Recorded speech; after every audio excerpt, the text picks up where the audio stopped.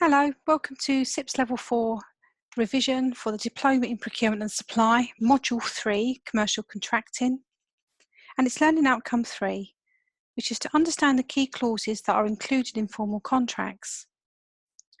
So we'll analyse those contractual terms that are created with external organisations, recognising the examples of contractual terms that are typically incorporated into contracts, and the types of pricing arrangements.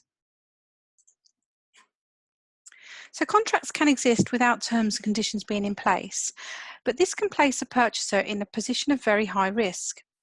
So for example, the purchaser's terms and conditions may place a far greater liability burden on the supplier than the supplier's own terms and conditions would. So we're going to explore some of these terms in more detail. But contracts typically will have expressed or implied terms. Now, express terms are typically things that are explicitly inserted into a contract. Implied terms are automatically assumed to be part of the contract because they're some kind of statute, law, or business factor or custom in practice. Now, terms, whether they're expressed or implied, can also be split into conditions and warranties. Now, conditions are vital terms which, if breached, repudiate the entire contract, meaning that you can terminate the contract. Warranties, on the other hand, are non-vital terms. So if the contract's entitled the wrong party to damages, they wouldn't necessarily terminate the contract, but they could claim for damages, but the contract will remain in place. So the difference between a condition and a warranty matters because of the scale and impact of a breach. In a breach of contract, the wrong party has the choice to terminate the contract or continue using the contract or seek damages for any losses that have been sustained. In the case of a breach of a warranty, the wronged party cannot cancel the contract but can claim for damages. Now, simply using the word condition or warranty doesn't mean that they'll be treated as such, and it's often up to the court to decide. Now, courts avoid giving too rigorous classifications, and so have recognised the existence of inanimate or unnamed terms. Where a term has not been defined as a condition or a warranty, it's an inanimate term, and the court will take the effect of the breach into account. So, for example, if the effect is serious, the remedy will be for a condition, otherwise it will be considered as a warranty. So an example of this could be where the time period has been specified, but without the specification or the stipulation of time is of the essence. In this case, if the product was late, it would not be known if the timing was a condition, i.e. vital to the performance, or a warranty, where the purchaser preferred it to be at a particular time.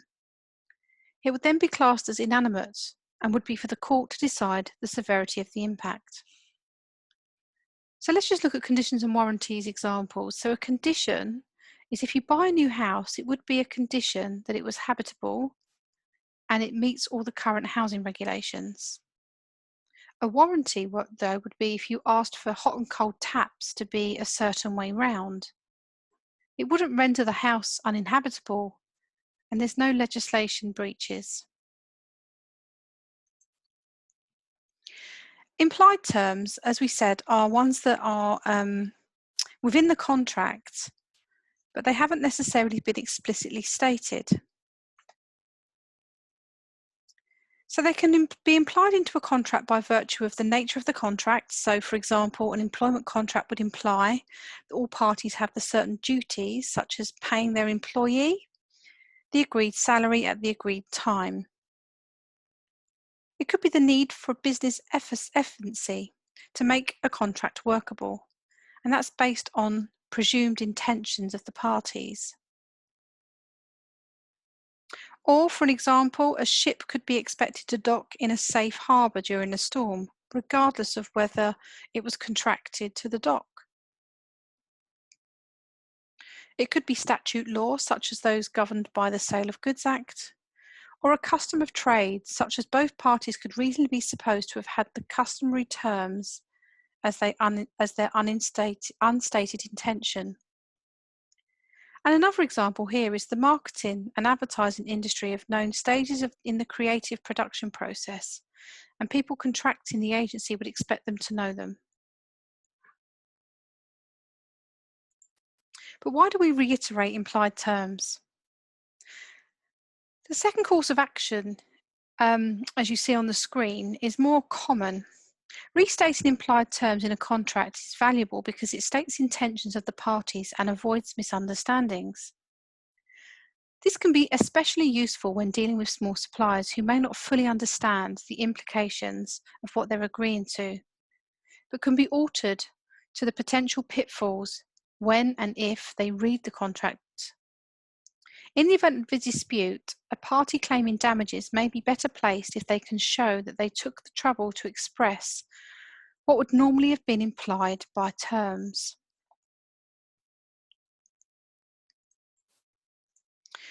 Now, here are some examples of the types of things that might constitute express terms.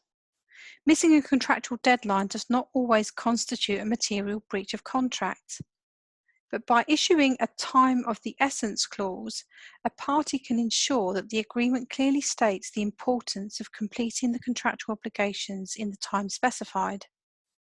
So, for example, if an order was placed for a delivery of premixed cement for delivery before midday, and it would be unusable the next day, it would be noted in the contract that time is of the essence. A retention of title clause will state the legal ownership or title of the goods. They won't pass from the seller to the buyer until the obligations have been met, such as payment of the price. This might apply where payment is being made in instalments. So, for example, a right for the seller to enter the buyer's premises to repossess the goods would be an important inclusion here, so the seller was not committing any offences if they had the exercise to this right.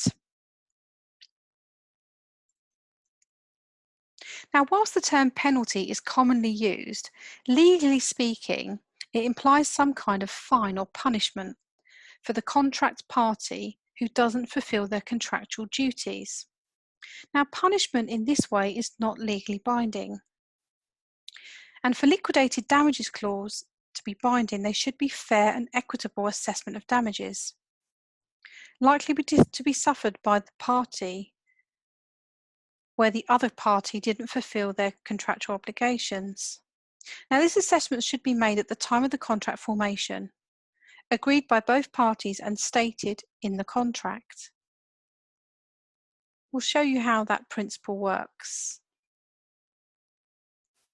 But essentially, liquidated damages are better than penalty clauses because they are legally enforceable and they're a genuine pre-estimate of loss. So, for example, if a delivery was going to be late and you were missing your lunchtime trade, you would have missed out on so many sales, in which case you might be able to claim for the loss of profit. So the example here illustrates the importance of a structure of a contract. There's a fixed amount and takes no account of the actual losses incurred. It's likely to be viewed as a penalty clause. So example A can be viewed as a penalty clause, whereas example B has clearly stated a structured schedule and refers to it. Like the difference between a warranty and a condition, in contract law it's often not the words that matter, but the meaning and intention behind them that determines the validity of the term. So let's go through them. Example A says, in the event of a late payment, the supplier shall pay the buyer the sum of £1,000 per day until delivery. And that's likely to be classed as a penalty clause because it doesn't take into account any of the losses incurred, so it's unenforceable. What if that delivery was only worth £100? You know, where did the £1,000 figure come from? It's simply just a penalty. Example B, though, says in the event of a late delivery, the supplier shall pay a penalty to cover the costs in the attached schedule representing the additional expenses that have been incurred by the buyer. Now, this is likely to be enforceable because it's based on a pre-agreed displayed schedule, even though it says it's a penalty. In essence, it's a liquidated damages clause. Now, standard terms conditions refer to, I suppose, a number of set standards, I guess. Now, virtually all organisations will have their own standard terms of business. You might call them T's and C's, and they cover all the transactions except for those subject to an overriding contract. Basic terms and conditions of business govern our transactions. They don't necessarily have a definitive contract. They're usually designed to be included in form documents such as orders. But they do try to cover all eventualities for any type of good or service that an organisation would buy. So can be generic and don't really allow for specific circumstances of a particular purchase. In some instances, they might only provide a basic level of contractual protection, but this is obviously better than none at all. Often written with the aim of being attached to an order form, and it's usually achieved by reducing the text size until it's virtually unreadable, hence being called the small print. So the advantages of these standard terms is it does save you time, reduces the admin costs, and you do get a consistent approach. But the downside, of course, is that they may not be effective. You might end up with a battle of the forms situation. It doesn't allow for contract-specific risks. It can easily become out of date and creates conflict if you attach it to a purchase order, which also uses call-off order terms and conditions. Now, model form contracts are published by third-party experts, such as those in particular industries like construction. They look to ensure a fair balance of contractual rights and responsibilities are between the buyer and the seller.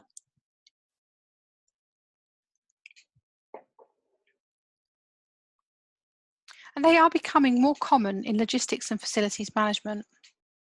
The examples of model form contracts are CIPS, the Institute of Civil Engineers, or JCT's Joint Contracts Tribunal, the Freight Transport Association and Road Haulage, Chartered Institute of Building and Facilities Management, and NEC, the New Engineering Contract.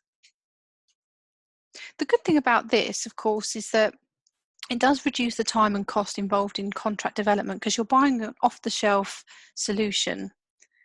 It means you're not reinventing the wheel. It can be adapted. There's often some sort of optional clauses you can pick.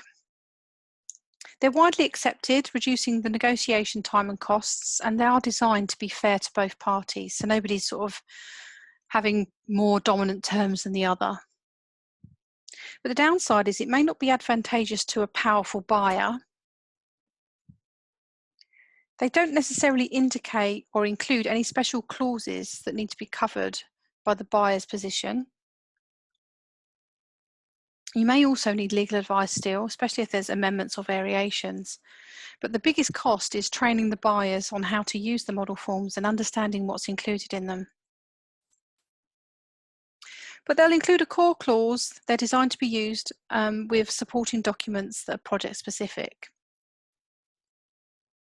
But when the standard terms don't offer enough protection, you can add, as I say, supplementary Zs or X clauses. So if you look at the diagram on the screen, we can talk you through the process of developing a model form contract. Firstly, to identify or develop the appropriate models. Then the guidance for use. Review the model and its intended use with the legal advisors. Train your procurement staff. Select the appropriate model. Review guidance of using contracts and confirm it's indeed appropriate.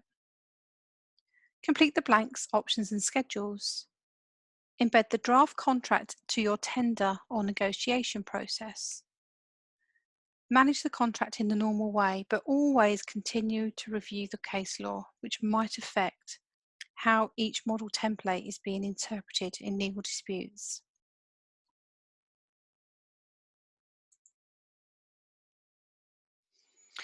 Now we can look at some of the key terms used in contracts. So liability and indemnity are the ones we'll look at the moment. So liability is being legally responsible for something, whereas an indemnity is a security or protection against loss. That means the responsible party is contractually obliged to make good that loss. And that could be by way of financial compensation or reimbursement. But going back to liability, some liabilities only come in to being if there's some kind of failure by the party concerned, so negligence or poor workmanship. Others are known as something called strict liability, and they're set down in law as being absolute without any need to prove the fault. But things to consider in respect of liability and indemnity are the wording. So it'll say something like, in liability, neither party excludes or limits its liabilities to the other party for example, death of a person injured, fraud, fraudulent misrepresentation, or breach of obligations.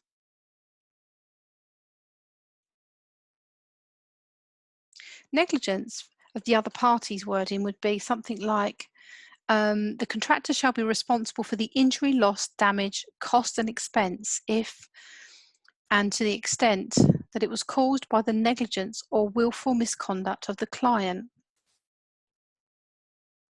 Indemnity wording will say something like, the contractor shall indemnify the client and keep the client indemnified fully against all claims, proceedings, actions, damages, costs, expenses, and other liabilities which may arise out of or as a consequence of the supply or the late supply of services. The financial limit of indemnity would say something like, the aggregate liability for either party for all defaults resulting in direct loss or damage to the property or others under or in connection with the contract shall not exceed, let's say, 5 million. Limiting scope of liability will say something like, in no event shall either party be liable to any other for any loss of profits, business, revenue, goodwill, directly or indirectly, of consequential loss and damage. And then the transfer of liability, often called the transfer of risk, will say something like, the client's liabilities include loss of damage to any plant and materials before they are included in the affected property. Contractor's liabilities will be loss or damage to any plant or materials before they're included in the affected property. So it's just important that you understand these terms. Now, exclusions or limitation clauses must also pass a common law test as indicated in the Unfair Contract Terms Act. It also imposes restrictions on them, but generally, in case of doubt, the case will be resolved against the party who is using as a protection against liability. So, for instance, the seller could not include an express term stating that they would not accept liability of goods not corresponding to their description or sample. If an organisation bought chemicals to a specification, but they weren't delivered to that specification and caused a problem in the purchased equipment, supplier could not exclude liability for the quality of the products delivered. The supplier did not meet the spec, and therefore the supplier would be liable, and it would invalidate the exclusion clause.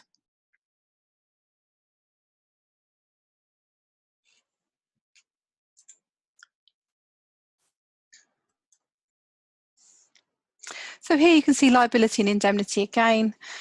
Just going back to liability, you've got that strict liability or vicarious liability. Now, the strict liability is a situation where the entity is legally responsible for the damages or loss that's been caused by acts or omissions, regardless of the fault. Whereas the vicarious one is where a superior bears responsibilities for the acts of their subordinates. So managers bear responsibility for the acts of their staff. Okay. And then the last one at the bottom talks about insurance claims or insurance clauses. And this is to confirm that the supplier has the ability to pay compensation in the event of any indemnity or legal claim rising against it. So going a little bit deeper into the limiting of liability, some will often seek to limit their liability by means of an exclusion clause. They're generally there to totally exclude one party of liability, which would otherwise result in a breach, restrict or limit it in some way, or seek to offer some guarantee in place of normal liability. So let's give you an example here. The Road Haulier Association standard conditions limit a haulier's liability to £1,300 per tonne. But their use is much more limited in contracts involving private citizens who rarely read the small print. So statutes relating to the cooling off period involve contracts signed at home as a result of doorstep selling. And they're designed to overcome exclusion clauses, like a person has 14 days cooling off period to cancel the contract if it's signed in these circumstances. Now, insurance is a mechanism for transferring risk in the event of something occurring and having to meet the resultant financial costs for compensation, restitution, or making good from the person or organisation with the legal liability to meet those costs, especially if it's a third party. But the legal liability doesn't transfer the insurance company, they just agree to meet the costs on behalf of the party. Subcontracting is where the main contractor or supplier appoints other contractors to fulfil an aspect of an order. So for example, a council would contract with a building company to build a new school. That's known as the main supplier or contractor. But then that contractor appoints a specialist firm to provide scaffolding, and they would be known as a subcontractor. The buyer will want to control their supplier's subcontractors to ensure that the integrity of the supply chain and the quality of work is being provided, and that agreed contract terms are reflected in the subcontracts, and that the main contractor and not the subcontractor remains legally liable for fulfilling the contract. Now, a guarantee, also sometimes known as a warranty, is a formal written assurance that certain quality conditions will be fulfilled and providing a specific remedy if they're not. So an example is that a product will be repaired or replaced free of charge if it falls within a given time.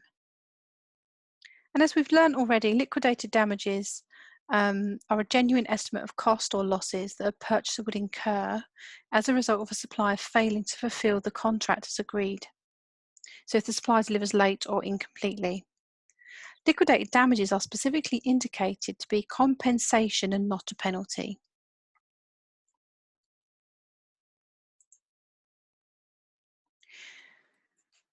So let's move on to ethical and labour standards. So ethical sourcing covers aspects such as ensuring responsible and sustainable sourcing, workers are safe and treated fairly, and that environmental and social impacts are considered. Now, buyers need to be ethically trained to manage their contracts in a way that complies with the laws and the standards in this area, but it doesn't necessarily exploit labour providers in situations which are not governed by specific regulations or standards. So to embed the concept into commercial contracts, you're going to need to consider what the supplier will do directly themselves, what will be done via subcontract arrangements, and how the upstream supply chain act under your contract. That's basically the supplier's suppliers.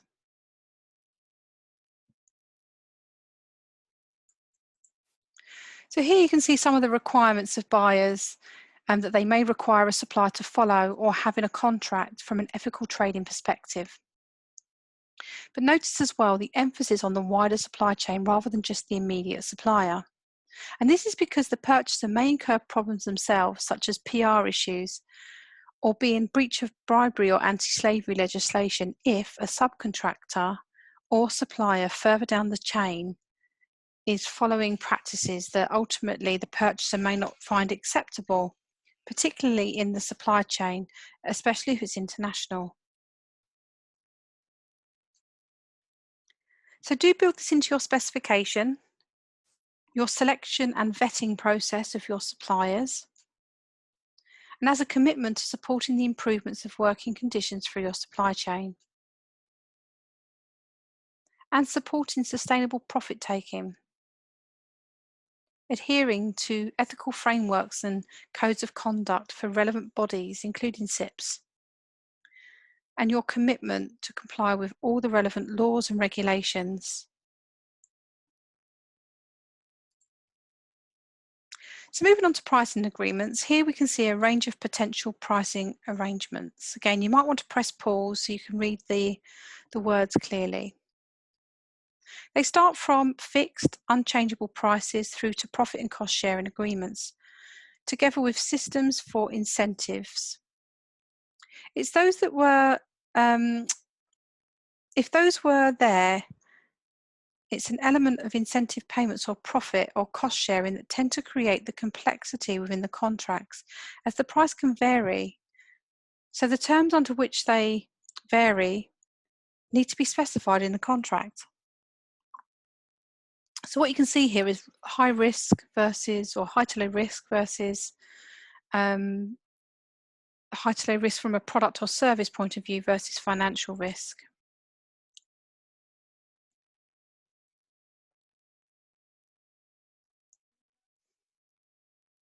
So we'll start with, say, pricing schedules. State the price for different quantities purchased and clearly indicates volume discounts. Often used where markets of supply and demand that dictate the price. Buyer doesn't really have much influence over it. You've got some fixed price arrangements. They're used when the spec can be clearly defined in advance and the work isn't too complicated, and where you can sort of, I guess, estimate the quantity with accuracy, and you don't really expect there to be any changes. The cost plus and cost reimbursable calculate the supplier's costs plus an agreed amount on top. It could be a profit or an amount paid on top, but it's often used when requirements aren't very clear. You can use an index for commodity-based markets. Risk-reward pricing. So for example, a market consultant is brought in to improve engagement on their social media by 100%. The consultant could set a very low day rate to cover their costs and then agree the additional payment based on achieving 10% engagement. And as soon as they achieve the 100% increase, they can invoice the organisation for the additional fee.